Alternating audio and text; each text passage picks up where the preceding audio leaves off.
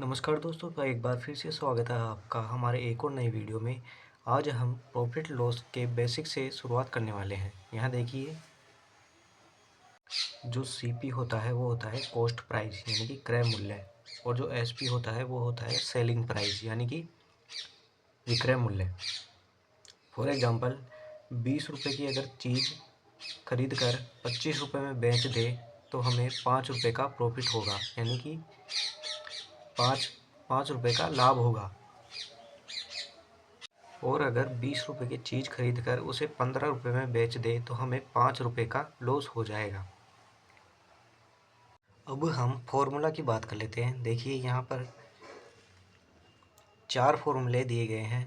पहला है profit equal to selling price minus cost price. दूसरा है loss equal to cost price minus selling price. तीसरा है profit percent equal to profit upon cost price into 100।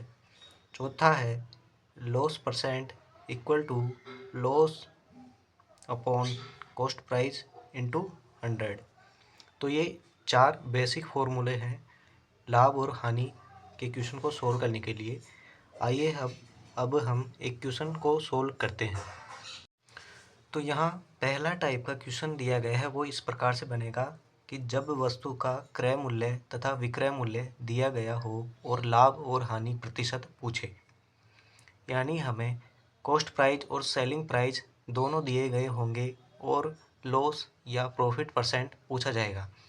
तो पहला question है, मनीष ने एक घोड़ा 4,000 रुपये में खरीदा और उसे 4,600 रुपये में बेच दिया, तो मनीष को कितना प्रतिशत लाभ हुआ। देखिए, हमें पूछा गया है कितना प्रतिशत लाभ हुआ, पूछा है प्रॉफिट परसेंट। तो प्रॉफिट परसेंट का फॉर्मूला होता है profit percent equal to profit upon cost price into 100। Profit यहाँ हुआ selling price minus cost price. 4,600 में से 4,000 घटाएंगे तो हमारे पास 600 रुपये आएंगे, तो प्रॉफिट हो गया 600 रुपये का। और जो कॉस्ट प्राइस था वो था 4,000 रुपये, इंटू 100 कर दिया।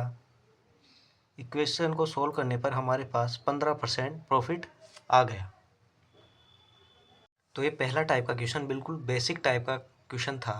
अब हम नेक्स्ट क्वेश्चन सोल्व करते हैं।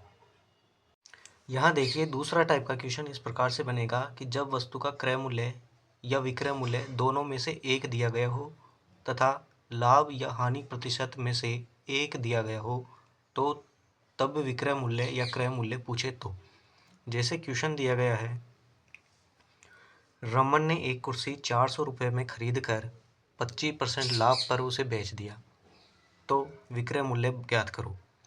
तो इस क्वेश्चन को सोल्व करने के टोटल 4 तरीके हैं। पहला है फॉर्मूला मेथड, जो दिया गया है।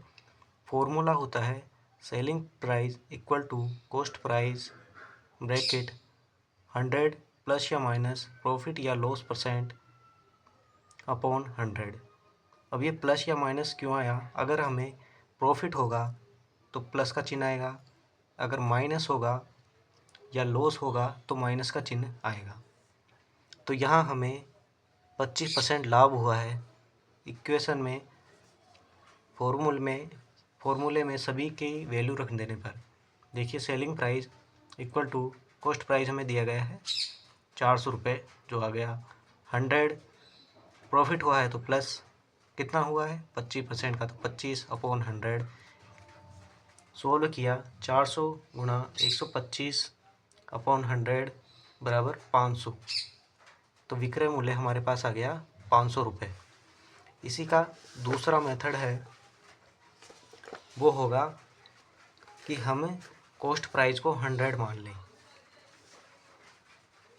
यहाँ हम अगर कॉस्ट प्राइस को 100 मानते हैं तो हमें लाभ 25% का हुआ है, तो सेलिंग प्राइस कितना हो जाएगा 100 के हिसाब से 125। तो सेलिंग प्राइस इक्वल टू 400 पर 400 जो वैल्यू है वो 100 की है। अब यहाँ देखिए, एक समझने वाली बात है, हमें जिसे ज्ञात करना होता है हम उसे ऊपर रखते हैं। तो हमें 125 की वैल्यू ज्ञात करनी है तो हम इसे ऊपर रखेंगे, और 400 जो है वो 100 की वैल्यू है, यानी कि कॉस्ट प्राइस है। ये दोनों कॉस्ट प्राइस है जिनकी वैल्यू 1 हो जाएगी, और ये सेलिंग प्राइस है जिसे हमें ज्ञात करना है। तो 400 बटे 100 गुणा 125 बराबर कितने आ गए? 500 रुपये। ये हो गया इसका सेकेंड मेथड। अब तीसरा मेथड है फ्रैक्शन के रूप में। यहाँ देखिए 25% लाभ हुआ है तो इसे फ्रैक्शन के रूप में लिखेंगे 1/4। कॉस्ट प्राइस है 4, इसको मान लिया कॉस्ट प्राइस 4। तो सेलिंग प्राइस कितना हो गया? 1% लाभ पर, 25% लाभ पर, तो 4 का 25% 1 होता है, तो 4 से 5 हो गया। अब सेलिंग प्राइस वही चीज़, 400 जो है वो कॉस्ट प्राइस की वैल्यू है, हमें ज्ञात करनी है सेलिंग प्राइस की। वही कॉन्सेप्ट है, जिसे ज्ञात करना है उसे ऊपर रखिए। तो हमें सेलिंग प्राइस ज्ञात करना है, उसे ऊपर रखेंगे, और ये जो दोनों है वो कॉस्ट प्राइस की वैल्यू है।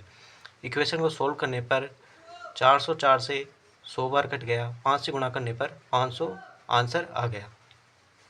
जो तो चौथा मेथड है वो भी बड़ा सिंपल है। यहाँ देखिए जो प्रॉफिट होता है वो होता है selling price minus cost price. तो सेलिंग प्राइस कितना हो जाएगा? Cost price plus profit. तो कॉस्ट प्राइस कितना है? 400 रुपये। प्रॉफिट के लिए 400 गुणा 25/100। तो 400 पर अगर 25% का लाभ हुआ है तो 400 का 25% कितना हो जाएगा? 100। तो 400 में ये जोड़ देंगे तो आ जाएगा कितना? 500 रुपये सेलिंग प्राइस। इसी तरह एक अगला क्वेश्चन सोल्व करते हैं। यहाँ देखिए रमन ने एक कुर्सी 400 रुपये में बेची 20% हानि पर। ये 20 है तो उसका क्रय मूल्य ज्ञात करो। यहाँ देखिए रमन ने एक कुर्सी 400 रुपये में बेच दी 20% हानि पर, तो उसका क्रय मूल्य ज्ञात करो। तो क्रय मूल्य का फॉर्मूला होता है, ये फॉर्मूला कोई अलग से नहीं है, ये वही फॉर्मूला है। यहाँ देखिए आप, ये था selling price equal to cost price 100 plus minus profit या लॉस परसेंट बटा 100। हम इसी में से कॉस्ट प्राइस की वैल्यू निकाल लेंगे पक्षांतरण करके। तो कॉस्ट प्राइस आ जाएगा selling price bracket 100/100 plus minus profit loss percent, और इस क्वेश्चन में दिया गया है सेलिंग प्राइस 400 रुपये में बेची, तो ये हो गया सेलिंग प्राइस इंटू 100। 100 हानि हुई है तो माइनस कितने की हुई है? 20% की, तो 20। तो ये आ जाएगा 400 गुणा 100/80। इक्वेशन को सोल्व करने पर हमारे पास आ गया 500 रुपये, जो उसका क्रय मूल्य होगा। अब इसी को हम दूसरे तरीके से सोल्व करेंगे। 100 मानकर, कॉस्ट प्राइस को 100 मान लिया, तो 20% हानि पर सेलिंग प्राइस कितना हो गया? 100 का 20% 20 हो गया, तो 100 में से 20 घटाया तो 80 सेलिंग प्राइस हो गया। अब कॉस्ट प्राइस कितना हो गया? फॉर्मूले के अनुसार जो कॉस्ट प्राइस है वो 400 रुपये है, सेलिंग प्राइस है वो 400 रुपये है। यहाँ सेलिंग प्राइस की वैल्यू 80 है। इसको गुणा करेंगे कॉस्ट प्राइस से, क्योंकि हमें क्रय मूल्य ज्ञात करना है। तो ये हो गया अब दोनों SP, ऊपर भी SP है नीचे भी SP है। ये क्रय मूल्य जिसे हमें ज्ञात करना है हम उसे ऊपर लिखते हैं। तो क्रय मूल्य को ऊपर लिखा तो ये आ गया 500 रुपये। तीसरा मेथड है फ्रैक्शन मानकर।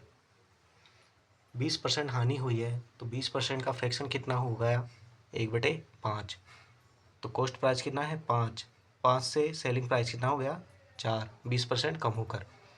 तो cost price equal to 400, cost price 4, selling price, sorry देखिए जो कॉस्ट प्राइस होगा वो होगा ऊपर सेलिंग प्राइस नीचे सेलिंग प्राइस है 400 रुपये, और 4 सेलिंग प्राइस जिसे ज्ञात करना है हम उसे ऊपर लिखते हैं।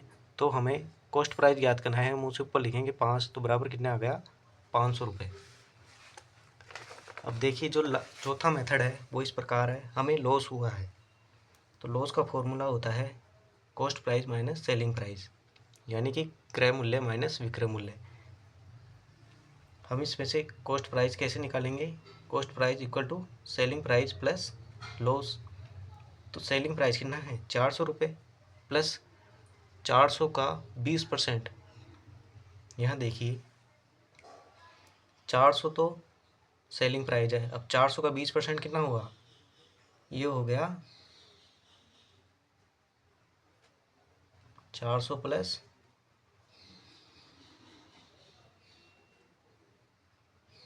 80, तो ये आ जाएगा 480। अब यहाँ आप देख पा रहे होंगे कि जो हमारे पास सेलिंग प्राइस आया था वो आया था 500 रुपये ऊपर के तीनों मेथड से, लेकिन इसमें यहाँ आ रहा है कितना, 480 रुपये।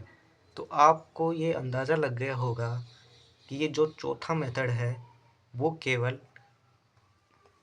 क्रय मूल्य पर खरीदी हुई वस्तु पर ही लागू होगा, न कि विक्रय मूल्य पर बेची गई वस्तु पर। तो इस मेथड को हम इस क्वेश्चन में सोल्व नहीं करते हैं, बेची गई वस्तु में सोल्व नहीं करते हैं।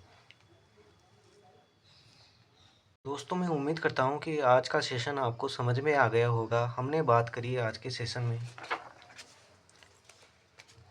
लाभ हानि के बारे में कि क्या होता है, कैसे काम करता है, इसके 4 बेसिक सूत्र के बारे में। हमने 2 टाइप पढ़े कि जब हमें क्रय मूल्य और विक्रय मूल्य दिया गया हो और लाभ या हानि प्रतिशत पूछे। दूसरा कि जब हमें क्रय मूल्य या विक्रय मूल्य में से दोनों में से कोई एक दिया गया हो और लाभ या हानि में से एक दिया गया हो, तब विक्रय मूल्य या क्रय मूल्य पूछे। तो हमने इसके 4 मेथड पढ़े और चारों ही बड़े सिंपल से मेथड हैं। इसमें अगर मैं बात करूँ बेस्ट मेथड की तो वो है ये फॉर्मूला मेथड। इसमें हमें कुछ ज़्यादा ज्ञात करना नहीं पड़ता, सीधे फॉर्मूला लो और उसमें वैल्यू पुट कर दो, सीधा आंसर आ जाता है। तो दोस्तों आज के लिए इतना ही। मैं उम्मीद करता हूँ कि आपको ये अच्छे से समझ में आ गया होगा। अब हम नेक्स्ट क्लास में इसी से जुड़े कुछ बेसिक क्वेश्चनों को और हाई लेवल के क्वेश्चनों को और सोल्व करेंगे। तब तक के लिए आप अपनी पढ़ाई को जारी रखिए और चैनल को सब्सक्राइब करें, वीडियो को लाइक कीजिए। जय हिंद, जय भारत।